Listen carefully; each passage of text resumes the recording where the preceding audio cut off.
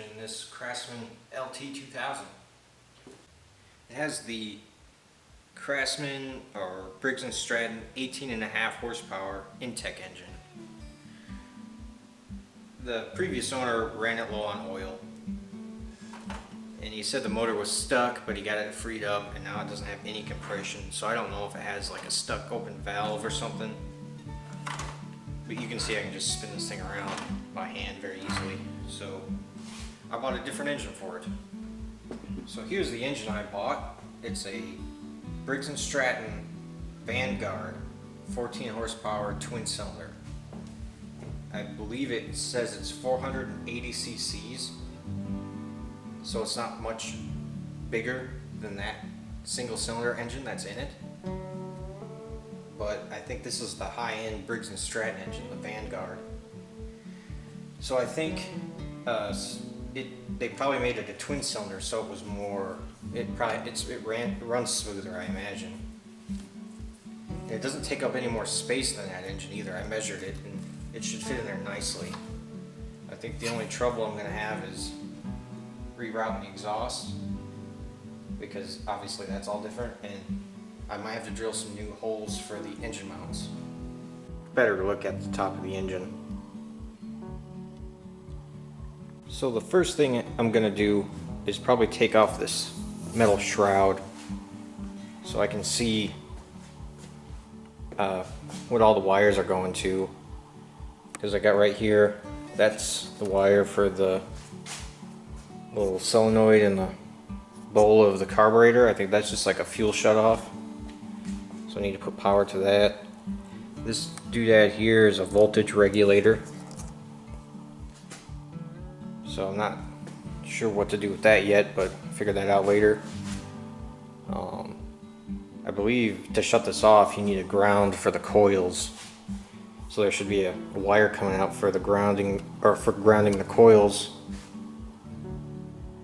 And I don't see that, so I'm gonna take this off. I can see there's a bunch of grass and stuff stuck inside, so I'll clean it all out. Mark all the wires for what they do, and then I'll do the same to this engine.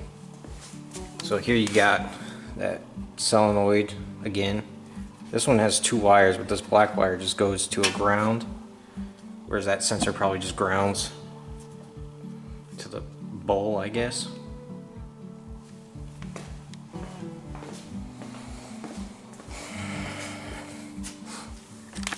On this side, I'm guessing this here's for the charging system. And you got a black wire right here. That's probably the grounding out the coils. But I think I'll take this plastic cover off just to make sure these wires are all what I think I do, and then I'll label them. Because I'm probably going to have to lengthen wires because they're not all going to the same spot. And also I'm going to have to do something with the exhaust, because obviously it's not going to work, because on that engine, since it's a twin cylinder, you can see the manifold 2 into 1 coming straight out, which would be on this side. So the exhaust is going to be like right here. So I might be able to turn that. I'm going to use this existing header here because it has a lot of bends in it, to kind of make something work. Probably just see what happens as I go. And beyond that, I'm going to have to get a longer throttle cable, because this one's just going to right here, and the new engine needs to come all the way around. And also this has that deal where you put full throttle and then it chokes it, and this other one is going to require its own choke cable, because it's got its choke right here. So I need to get a cable for that, and put it in the dash here somewhere so you can choke it. And beyond that, I might have to drill some new holes in that lawnmower to if the pattern isn't the same. I think the back might work actually, because I measured it all up. I'm gonna have to make sure that shaft is in the same location as the shaft on that, so you can use all the same belts. Oh, and this engine has something the other one doesn't. It has a oil pressure sensor. I think that just completes a ground and then turns the light on. So I could probably rig something up so that would kind of work again. So I'm going to get started on that, and yeah.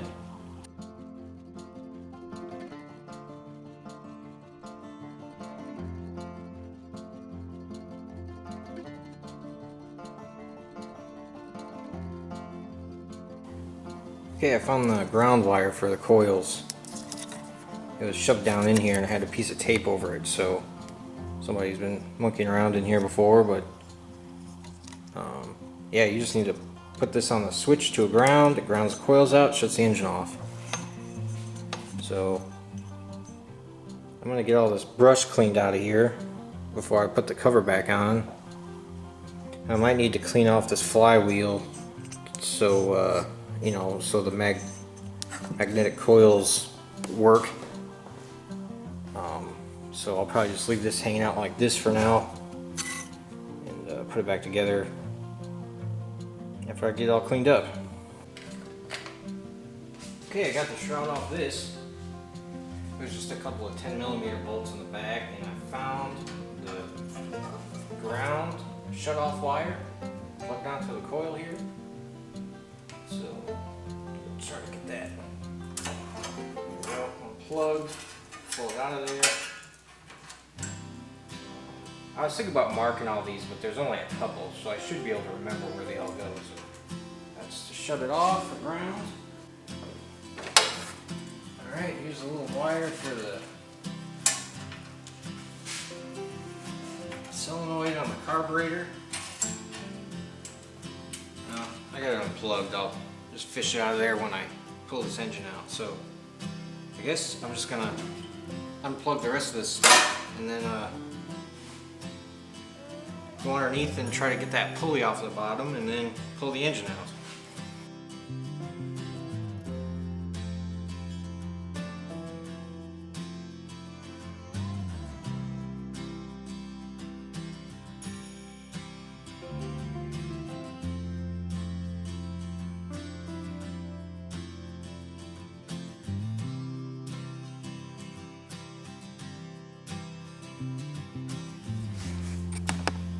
Well, I got super lucky with that. It just came right off. I didn't even have to hammer it.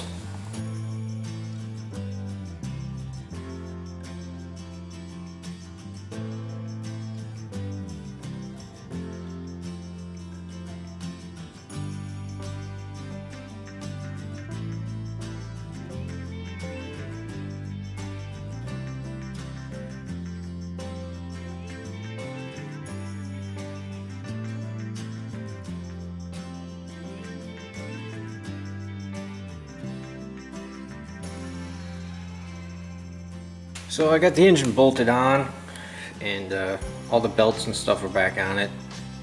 I have some parts coming. I have a longer throttle cable, choke cable, fuel lines. I'm going to have to use a fuel pump for this engine because the carburetor sits up higher than the old engine. So basically, once you get down to about half a tank, I don't think the fuel is going to flow anymore. So I'm going to go ahead and change the oil. I got a new filter coming, but I'm going to flush it out first. I'm going to put some fresh oil in it now, run it for a while, and then change it again with the new filter. And I'm going to just try to jump start the engine. All I got to do is make sure the ground for the coils isn't touching anything, and put power to the starter, and it should start up. So I want to see if it runs before I get too far ahead of myself. Also, I'm going to have to probably put power to this wire that goes to that little solenoid on the bottom of the carburetor, because I think that's basically a fuel shutoff. So that needs to be energized for it to run, I think.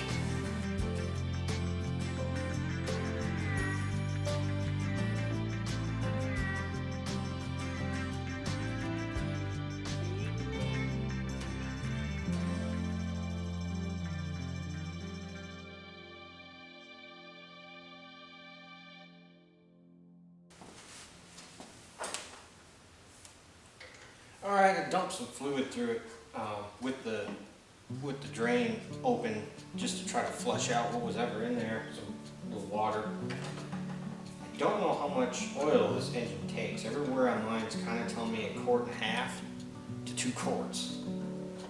Yeah, but my problem is this dipstick I have isn't for this engine. When I bought it, there was no dipstick in it, and the guy was like, oh, I think I got another one, and threw this one in here. So I don't know if it's going to be accurate or not for this engine. I don't know what it came from. This Briggs and Stratton oil thing kind of fits in the hole, but you know, I just don't know if it's going to give me an accurate reading or not. So we'll find out. I guess start with 1.5 quarts, see where we're at.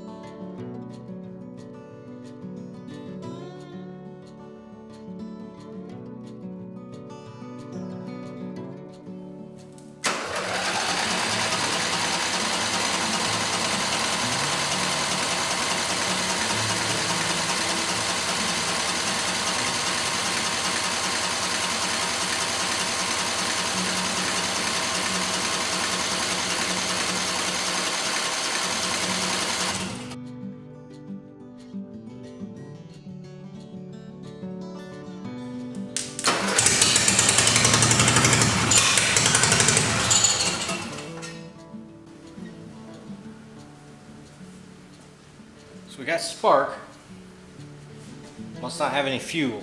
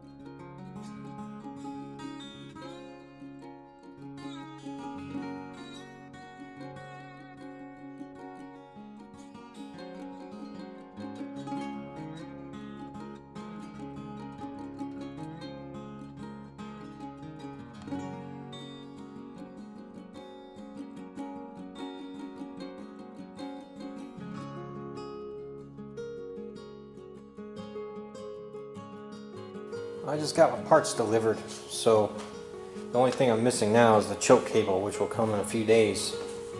But I'm about ready to get this thing running and driving, and I'll just throw that choke cable on later, but that's not that important. So first thing I'm going to do is fit the new throttle cable.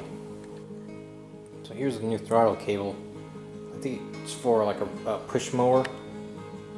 I got this one because it had these Z or S clips on the end, which is what this had, but I didn't realize that how big those were, whereas the original throttle cable is much smaller. So I'm gonna have to drill out the holes a little bit for this to fit in, because it's supposed to go right in that hole right there, and then it gets held down there, the conduit for it. So I'm going to drill out the hole in that, and I'm going to have to probably unbolt that and drill out its hole, and then fit this new throttle cable, and probably take like, I think that's just to clip it on to like the handlebar of your push mower, and maybe cut that off too, because I don't think it needs that. It just needs to be the cable itself. But it's the only one I could find that was cheap and was long enough to reach, because you see the old throttle cable stops right there. That's what their carburetor was on the old engine, and now I need to go all the way around to the front, so I had to get the longer one.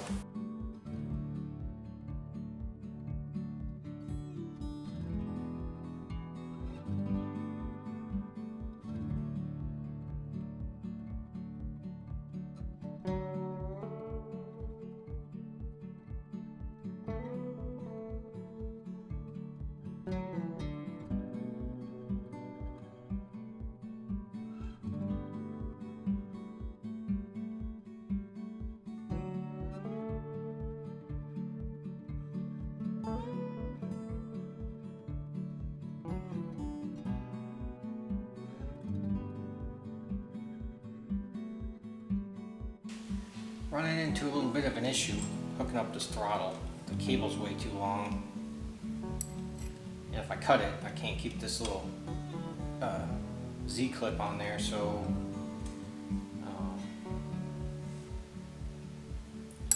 I'm gonna have to rig something up temporarily. Now this is just a wire crimp for bolting a wire on something, so obviously it's not going to be good enough for this, but for temporary purposes it might work.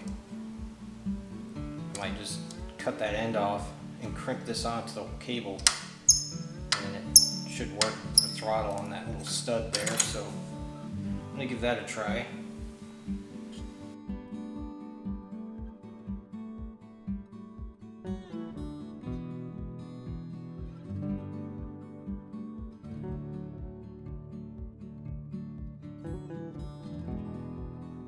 Okay, next I gotta install this pulse pump somewhere.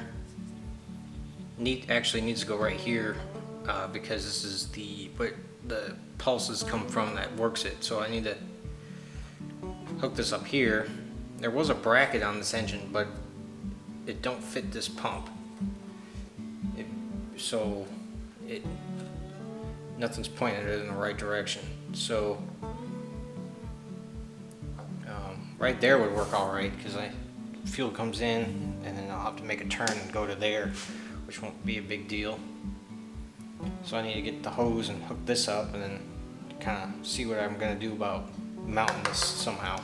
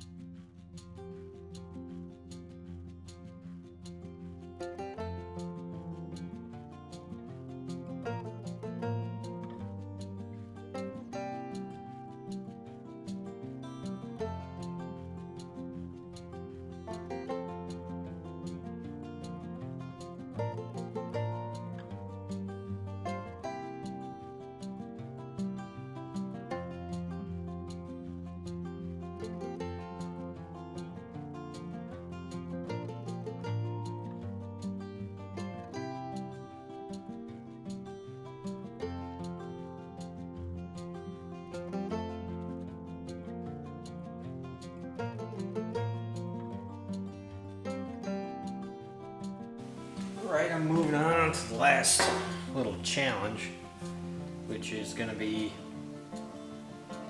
modifying this original muffler to fit the new engine. So, still got its flange on it from where it hooked up to the cylinder head. So I think what I'm going to do is I'm going to cut it here and then clock this forward so it lines up with this. I'm going to cut this pipe back a little and then just probably butt weld it together. I was thinking about getting like a sleeve or a flange or something so I could unbolt it. But the only reason I'd have to take this muffler off again is if I were trying to get the engine out again. So I think I'm just going to weld it up, and worst case scenario is I just got to cut it off with a grinder or a saw or something. So I'm going to get this all cut and turned around how I need it, and then I'll bend this tab over too and then put a bolt through to hold up and keep the weight from pulling on this Y pipe here, so it'll be supported.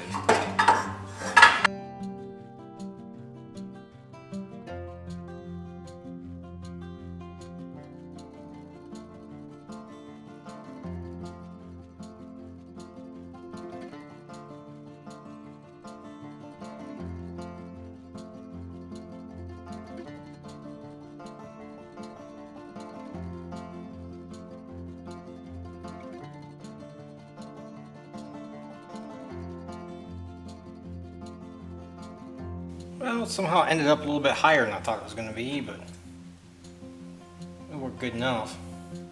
I'm going to get my floor jack and use it to hold this muffler up here while I weld it on.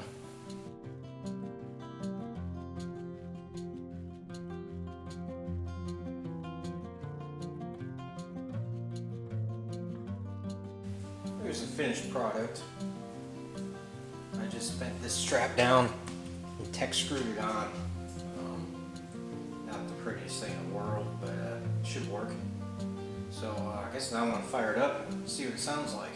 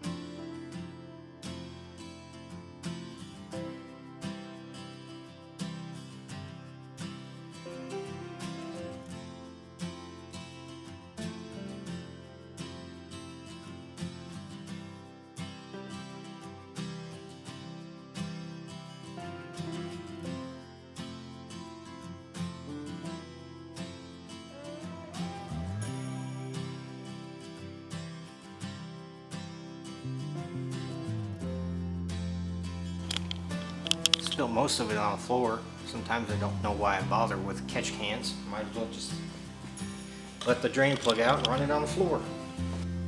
Well, it runs alright, so I'm going to go mow some grass. Thanks for watching.